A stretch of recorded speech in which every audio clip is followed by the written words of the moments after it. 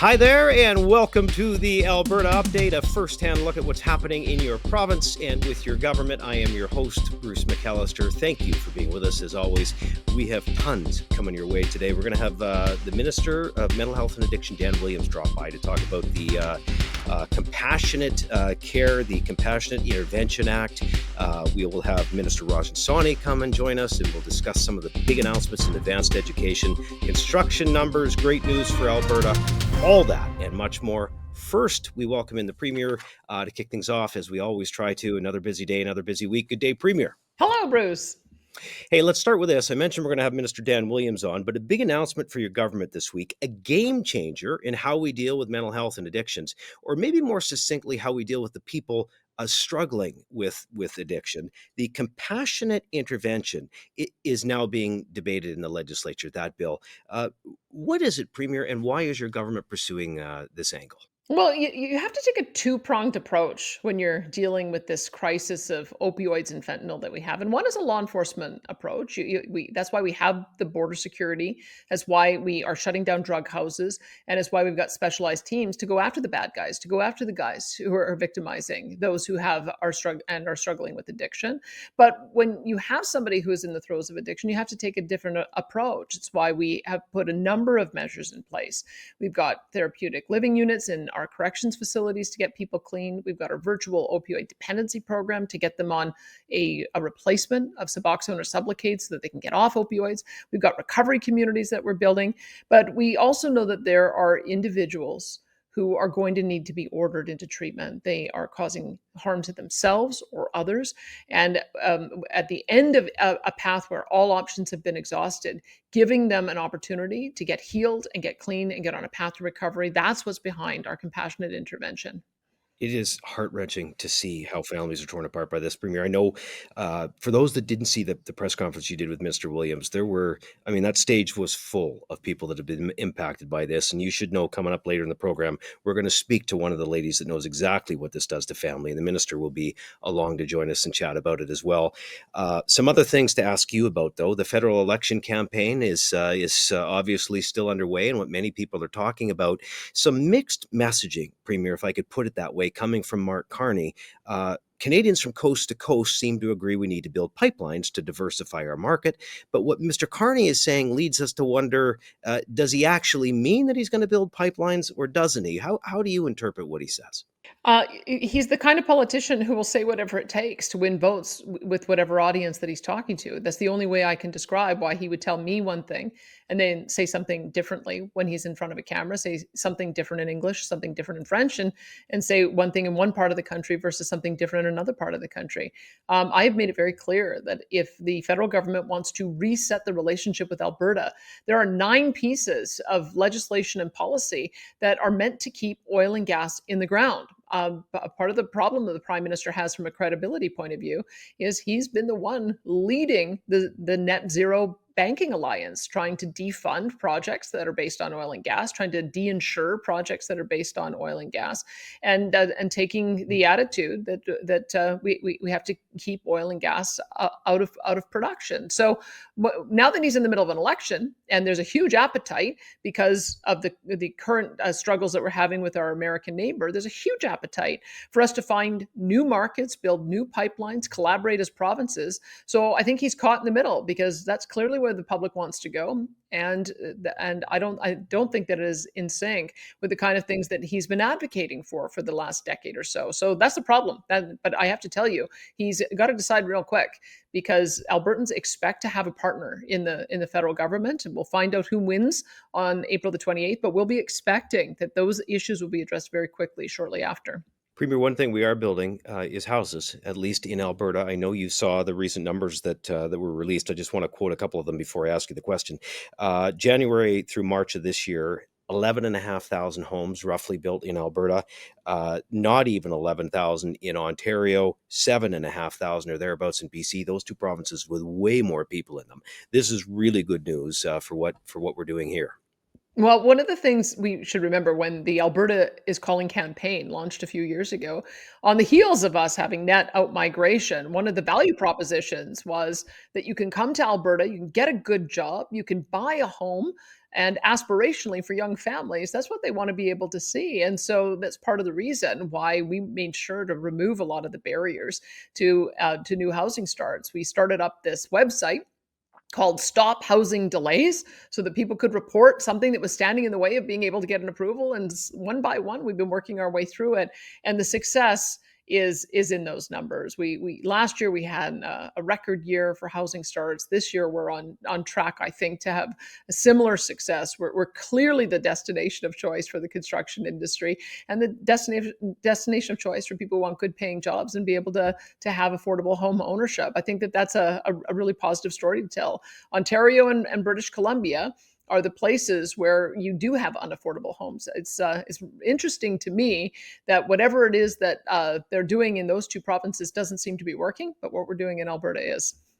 All right, tip of the cap to Minister Nixon and all those involved. Hey, before I let you go, you were off to Asia shortly. Uh, it seems to me that you are no longer letting the federal government do our bidding, and you're making the business case to get our products abroad. I think we have been accustomed historically to having a federal government that takes its responsibility over trade and commerce seriously. The reason why that power was given to the federal government is to open markets, to increase access, to remove trade barriers, to negotiate trade agreements. And frankly, this federal government's been derelict in that duty. Whenever some new delegation comes to Canada to talk about how they would love to be able to have more natural gas, more of our resources, we keep getting the impression from the federal government that there's no business case. Well, there is, and so we're going to go to Japan and South Korea. We're going to make the business case not only for oil and natural gas and ammonia, but also all of our food products, all of our manufacturing, see if we can get more investment that can go both ways. I'm really looking forward to expanding that relationship that we have. We already have pretty good trade with Japan and South Korea. I believe it's about $3 to $4 billion with each of those countries. That it's a small amount compared to what we have with the United States. Our cross-border trade with the United States is more like 188 billion, just to put it into context.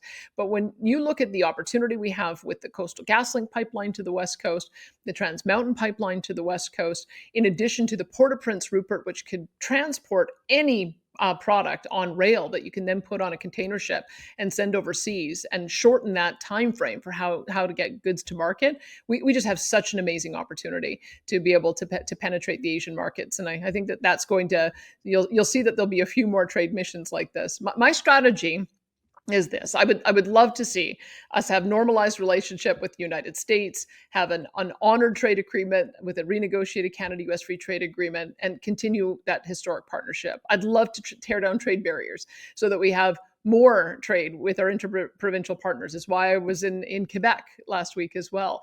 And I'd like to be able to open new markets. To me, it's an all of the above approach. And I think it's going to make sure that Alberta remains at the top of the pack when it comes to growth and economic opportunity. It is tough to argue that you make a great case that there is a business case. Premier, thank you for this. Safe travels. We'll see you when you're back. Thanks, Bruce. Well, since 2019, Alberta's government has focused on building a system of care to ensure everybody has an opportunity to pursue recovery. The creation of the Alberta Recovery Model is a shift in addiction policy with an approach that focuses on services and investments to lead people down a path of recovery. Nobody knows this better than the Minister of Mental Health and Addictions. That is Dan Williams, who is kind enough to join us on what is a very busy week for him to talk more about this. Good day, Minister. How are you doing? Good to be with you, Bruce. Doing fabulous. You know, before we get to this discussion, I want to first hear about what you're doing as a government uh, and the idea behind the Alberta Recovery Model. You and I have spoken about this in the past, but we see other jurisdictions going in very different directions. So, what drives your ministry and this government to taking the approach you are? Well, we're practical government that has a common sense approach to this, and we look at what's happened across the country in the last 25 years, and Vancouver might be the best or maybe the worst example of the full articulation of this model, the NDP Vancouver model, which started off innocent enough with the term harm reduction. Euphemism sounds nice, but taken to its logical end, it has decriminalization of all hard drugs. It has drug consumption sites on nearly every street corner. They have more per capita in British Columbia than any other province in the country combined. And then you also end up with unsafe supply, with government funded heroin. Now, this is a crazy articulation of just a bananas idea that if you just facilitate drug addiction, you'll deal and help those who are suffering from addiction. Alberta looked at this and just said, this is bananas. This isn't working. We're going a different route. And that was the genesis of the Alberta recovery model, which instead says that people aren't destined to destitute, that they can come out of addiction and into recovery. Their policy on the other side of the Rockies basically says some people are too sick to recover, so let's just facilitate them. It's a really tragic variety and an undignified and inhumane version of palliative care.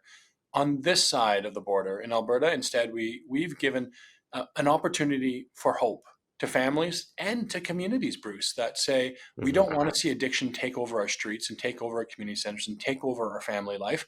We want to see recovery, this path of hope instead. And so we've created 10,000 new addiction treatment spaces across our entire continuum since we got in 2019. We have 11 different recovery communities we're building. 3 are up and running. We have 5 are with Indigenous partners. We have 2 compassionate intervention centers, which we're going to get more to here and talk a bit about that policy that we've committed $180 million towards, which means to say we're going to care for those who are in addiction instead of facilitate it. And at the same time, we're going to make sure that communities are safe. Because we've been lied to, Bruce. We've been lied to and we've been told you Mhm. either have to choose between being compassionate to those in addiction or having safe communities. It's not true. Caring for those in addiction and having safe communities are one and the same because it's not dignified to individuals to live intermittently homeless in minus 40 weather, speedballing meth and fentanyl, Mhm. overdosing 186 times, like we saw our highest user last year in the province of Alberta. It's so unbelievable. Listen, you covered a lot of ground there, Minister. You had your press conference this week. To those of you at home that didn't see it, you can always watch it. Go to the Alberta.ca website. You can see the whole thing, and it might be worth it for this one. But Minister, your podium, the stage was packed with people supporting what you were doing. The Compassionate Intervention Act, as it is called. What will the process be for its use? Well, the idea behind compassionate intervention is that for a very small group of Albertans, those where everything else has been tried for their addiction, if because of their addiction or substance use, they're a danger to themselves or the community, then we have an obligation, a moral obligation to intervene as a society. The vast majority of Albertans, and even the vast majority of those in addiction, this does not apply to. This is a narrow set, and I give reference to that 186 time overdoser for one individual. I don't want that 187th time to not be reversed and to be that individual's death.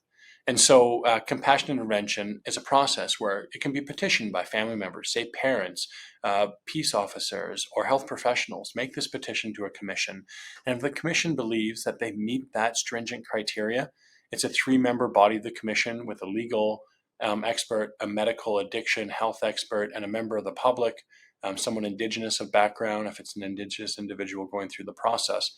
If they all agree together, then there's a possibility of mandatory treatment.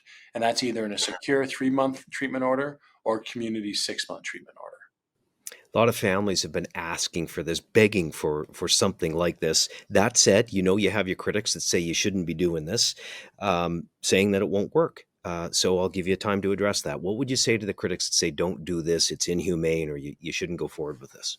Well, I mean, I'm a conservative that believes deeply in civil liberties. I want to see the balance and get that balance right. And I think conservatives and Albertans broadly, they can make the distinction between somebody making health decisions for themselves and say, whether they should get a procedure or not, or heck, even, vaccinations when it comes to COVID. Those were decisions that adults could make on their own, of course.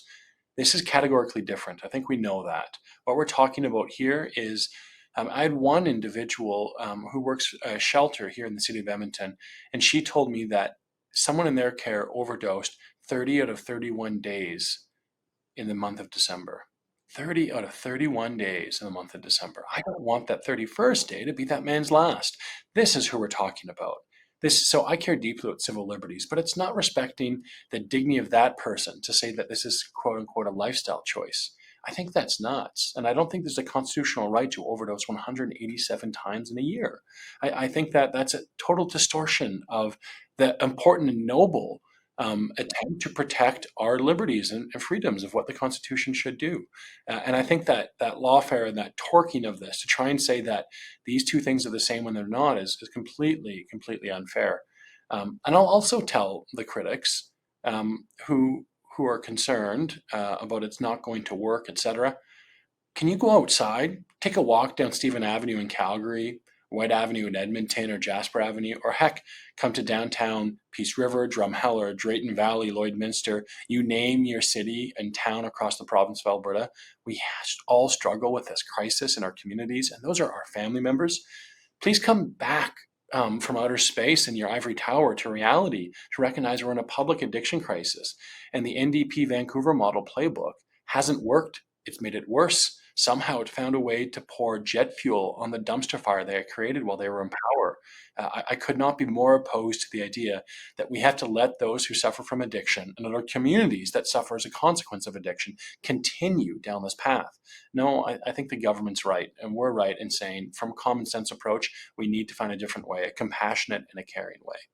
Well, you draw a pretty vivid picture for us, and anybody that's been to those cities and those streets knows exactly what you're talking about, Minister. Let's talk about intervention. You announced 180 million to build compassionate intervention centers, along with funding for increased youth capacity in recent months. What does the timeline look like to get this all set up, to get this bill passed through the legislature and then set up? Well, depending on how the legislature votes, it could pass as early as the end of this spring session, so sometime in May in all likelihood. And then it would take some time to set it up. We have a lot of care pathways to build out, relationships to make sure we have between operators and providers for the continuum of care. Most of the system for Alberta's continuum of care for the recovery model isn't operated by Recovery Alberta, the government. It's operated by not-for-profits in community doing the work that they need to get addiction treatment moving in the province. So we're probably going to have some time in early 2026 where we see our first patients coming through the door when it comes to compassionate intervention. All right, last question, Minister. What would your message be to families that are dealing with addiction right now, to parents and families that are at their wits' end? What do you want to say to them? I say the Alberta recovery model is hoping to bring you hope. I mean, we have an entire continuum across the spectrum to get people addiction care. And if your family member or loved one is somebody that fits in this narrow criteria, someone who's a significant risk of significant harm to themselves or others due to their substance use, then this is being built so that we can care for your family. And I think that idea of hope alone is more meaningful than our critics recognize. To say that there's nothing going forward, that you should despair for your son or your daughter's life who have been trapped in the disease of addiction. They're good kids that need a path out. I think to just condemn them to their indefinite addiction, and no individual family is capable, when you talk about what the power of these drugs are today and the nature of what addiction is, individual parents, they need resources. I mean, what's the point of having a society come together to form a government if not to care for our most vulnerable in these situations, especially our youth? Minister, so many people are grateful and thankful for the work that you are doing. Thank you for taking some time to explain it to us, and good luck. Good luck with everything. Happy to chat. Talk to you soon, Bruce.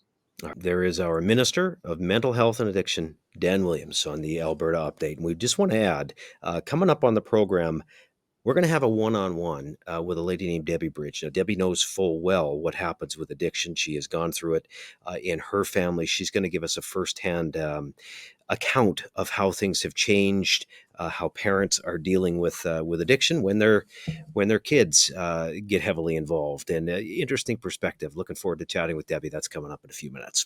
First, some other news. And Alberta Forestry and Parks and Public Safety and Emergency Services issuing a public safety advisory as bears begin emerging from hibernation. Yes, it's that time of year again, with increasing bear activity coming over the next couple of months and the summer months. Albertans are reminded to take the appropriate steps, the precautions when spending time outdoors.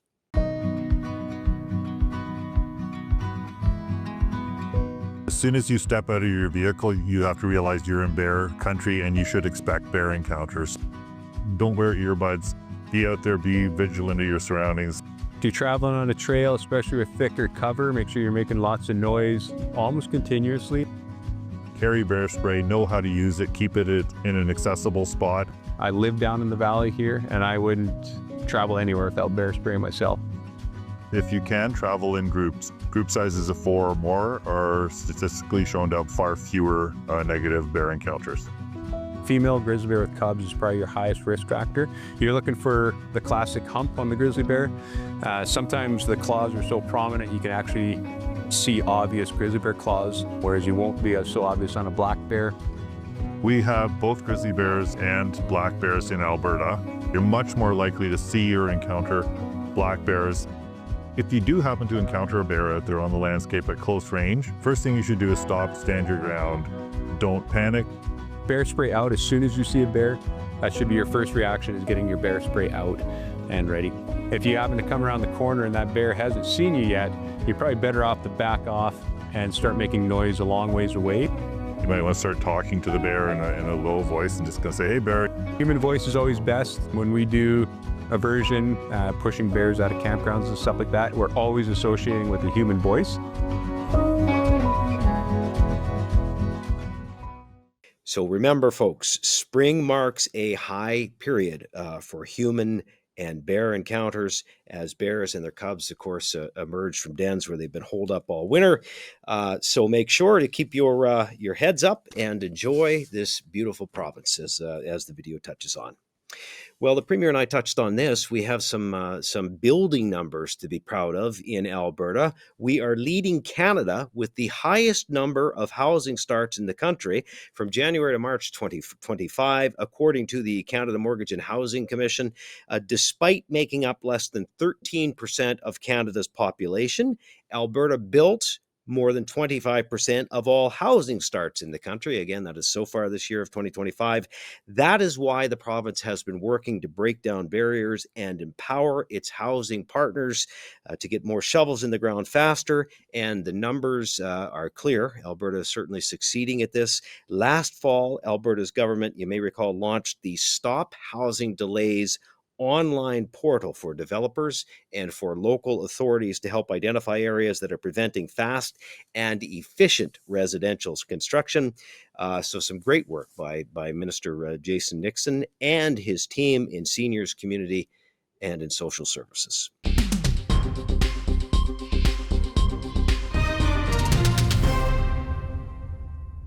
There have been some very positive announcements made for post-secondaries in the province over the last week.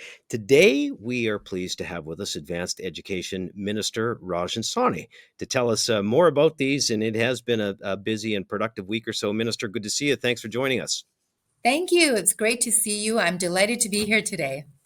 Minister, recently you announced you're investing $100 million into what is currently the Biological Sciences Center at the University of Alberta.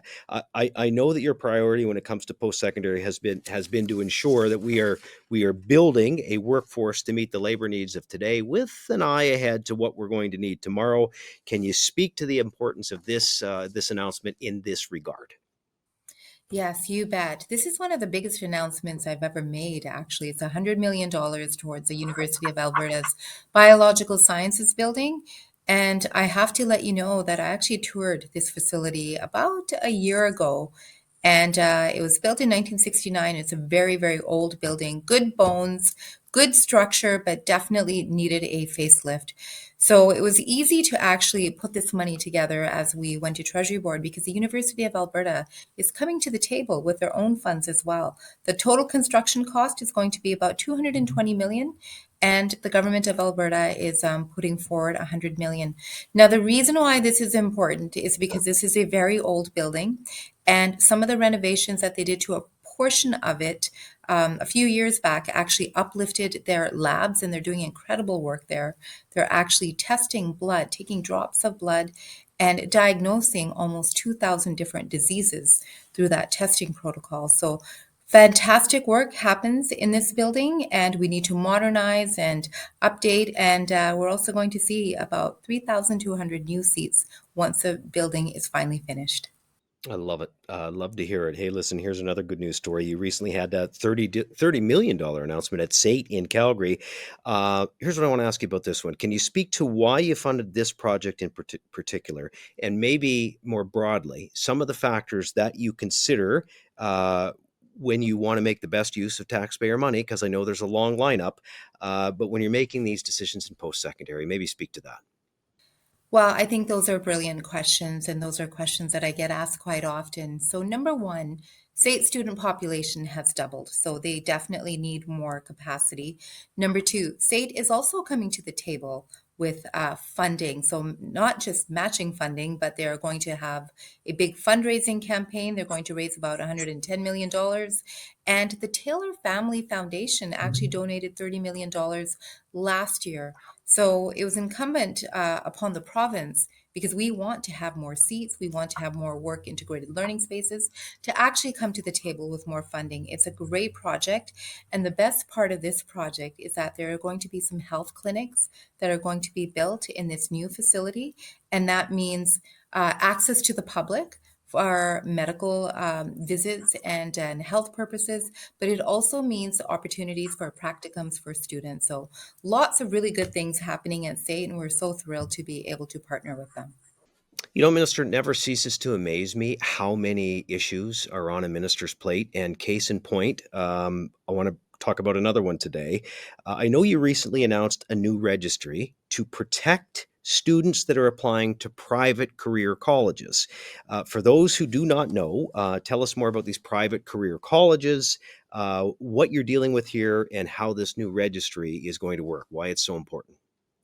This is incredibly important work. It might be some of the more important work that we're doing actually in advanced education, in addition to the work that we're doing with the trades. We have seen some bad actors in the system, and the prevalence and rise of these bad actors actually came about during COVID times. We had a lot of private career colleges that were opening up and offering online classes. Now, just to backtrack, private career colleges do great work. They fill a role in society in terms of educational opportunities and vocational training. And so we need them there because they provide additional pathways for careers for many, many Albertans. But you have the bad actors, and we saw exponential growth in our student aid applications. So that was a red flag, and we undertook some audits and investigations. Some of these preceded my time as minister, but we ramped up our resources because we wanted to make sure that students were protected. And we also heard from students as well about program integrity and quality around some of these programs. So after undertaking these audits, we did put together a public registry that outlines those private career colleges that have been deregistered from student aid and those who have been deregistered altogether. There's one. It's important to have this public registry in place for potential students who want to perhaps attend one of these colleges or who are looking for more information. And we just want to be transparent with the public, and we want students to know that we have their back and they are protected. So that was the whole purpose of this registry. At step one, we are still undertaking our investigations because we want to make sure we take care of those bad actors in the system.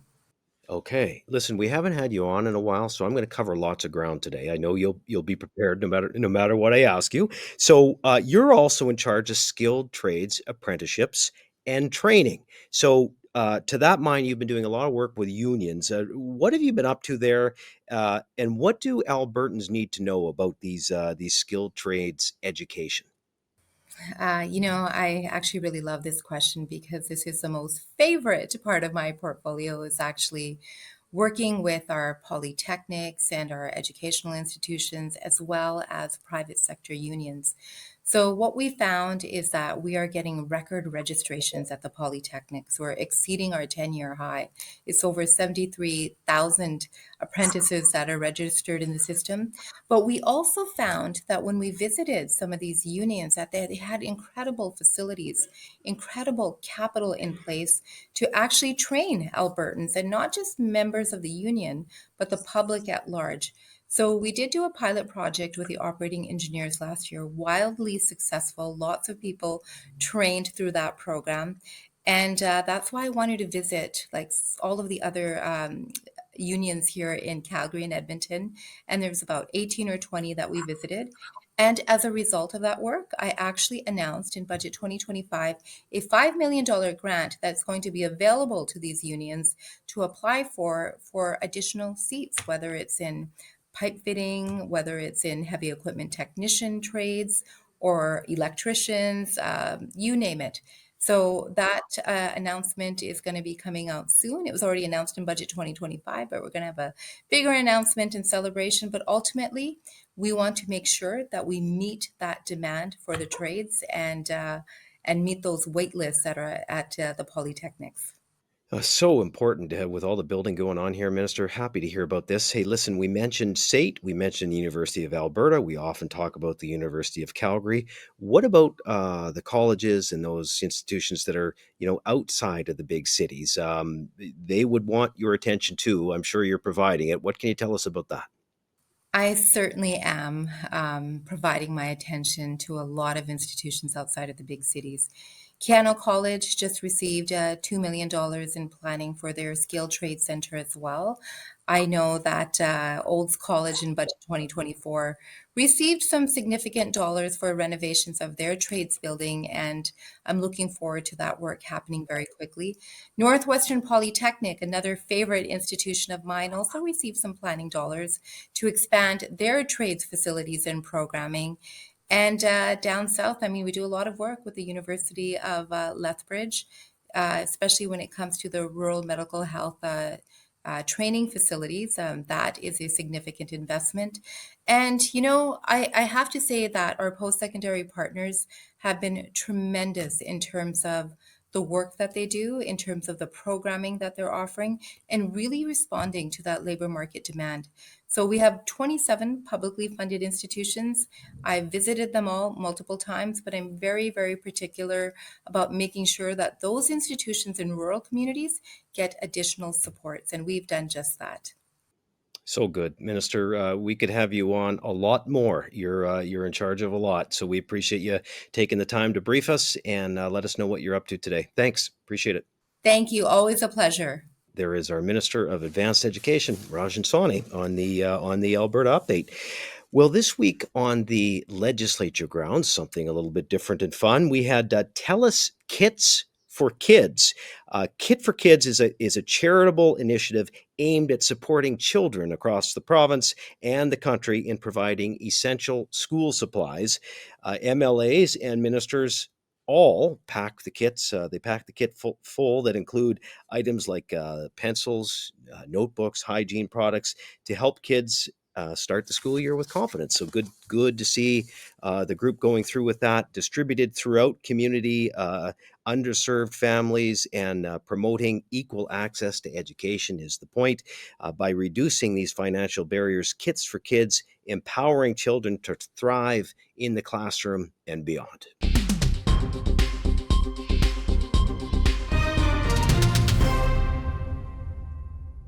Well, much of the theme of this Alberta update is to be telling you about the Compassionate Intervention Act that was introduced into the legislature. We had the Premier discussing it. We had Minister Dan Williams discussing it. But we're also happy to have a lady that knows all about addiction and how it impacts a family and is going to give us some context on all of this. We say hello to Debbie Bridge, who has gone through this with her daughter. Debbie, thank you for taking some time to join us. Yeah, thanks for having me. Yeah, listen, the minister spoke passionately about what the government is doing and why, but I thought I'd bring you on so Albertans can understand what this does to a family. Maybe first of all, Debbie, a little bit about your story. I know you went through some addiction issues with your daughter. How did that all happen? I think Well, we were just like many families. We were, raising our family. My husband was working hard. He was working out of town a lot. And I was a stay-at-home mom and doing everything I could in what I thought was the right way to raise our children and being mindful about all that stuff. And my children were now in their teens. My daughter was 17. There was a couple issues going on at school, but I thought I was addressing them thoughtfully and mindfully. But in grade 12, her last semester, right when we were, almost at home base there, um, she dropped out of school and just didn't come home one day. Thankfully, I knew where she was. She was with someone she had just met, but um, it was like a major personality shift suddenly. We learned that she was, um, she had been doing pot and drinking alcohol and also using cocaine and various other things that she was dabbling in. And in my experience as a parent, it felt like the rug was pulled out from underneath me. There maybe had been warning signs that I missed. And I think that's also lots of Mhm. families I speak to. They say the same thing, that how could I have missed it? And when it's hindsight, you look back and you see things that you didn't see. 100%. Look, we've all heard the stories, and we probably all have them close to us in our own families or friends in our networks.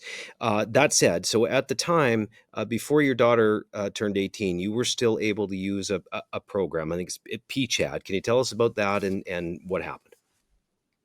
Well, it's because she wasn't coming home and we didn't know what the heck was going on, and we just felt at a complete loss. We felt powerless. And so I was talking to different people. I talked to police officers and so on, and I'd learned about PCHAD. And so that was a involuntary program for youth under 18 that could be utilized. It required us to go through the court system and make a claim that she needed that, and the judge agreed with us at the time. And it meant that she forcefully went into a safe house for a period of 10 days. And it was traumatic for us to go through that experience, but it was something that we felt desperate enough to use at the time. Right. And I guess the problem with the program is it's 10 days. And when your daughter came out, it was right back to the old ways, unfortunately. That's exactly right. There was, when she got discharged or whatever you call it, when she left, we were given this big file, but then nothing else. There was no other recourse, nothing else that we could use to support. I took advantage of everything that was available to me through PCHAD, which meant I could visit her. We took advantage of some counseling that was there. But really, after the program was done, you're just kind of left. There's nothing else. Okay. Well, part of our Compassionate Intervention Act, the bill that we're having debated in the legislature, if passed, it will repeal PCHAD, because what it will do is it'll extend treatment times and have more family involvement. As somebody that has been through this, I would gather you see that as very important. Will that help? I mean, in my belief, it will. Families are often left out in the cold in the equation. They're left, being told that you have to just wait until they hit rock bottom. You have to just wait until it gets worse and worse and worse, and hopefully that they finally decide. And look, I mean, that is important. The person has to make a choice for themselves. But sometimes I think they need the support along the way before they're able to make that choice. Right. Hey, listen, I know you do a lot of work with parents, empowering parents. Uh, PEP, as your organization is called. Can you put into perspective? I just wonder, for people listening to our conversation, like how things have changed. Like, what do you see with folks, with youth and even adults that are dealing with drugs today, and why legislation like this is so important to try and help them. The stories that I hear from families is that they are lost. They are, as I said, left out in the cold. They're desperate. Their loved ones are, not to get too, graphic, but they are dying. They are overdosing in Mhm. their kitchen floors. They are detoxing their loved one in their own homes because they have nowhere else to turn. They need this support. They don't know what else to do because they feel ill-equipped and also that the system so far hasn't helped them. And the system wants to as well. That's what they hear, is that the system themselves, say medical professionals, their hands have been tied so far. So this Mhm. feels like this will meet a gap for some of the families who are interested in that support. Well, we sure hope so. And Debbie, listen, courageous of you to come on and share your story with us. We appreciate it to bring some context to people, and wish you certainly the best with your work and with your family. And maybe we'll see you down the road. Thank you so much. Thank you. All right. There's Debbie Bridge on the Alberta Update with us. And that does it for this episode of the Alberta Update. A firsthand look at what's going on in your province, what your government is up to. You can find us, of course, on YouTube and on Rumble and on most of the socials as well. We'll take a break next week for Constituency Week, but we will be back the week after. Thank you for being with us today, and have a great week.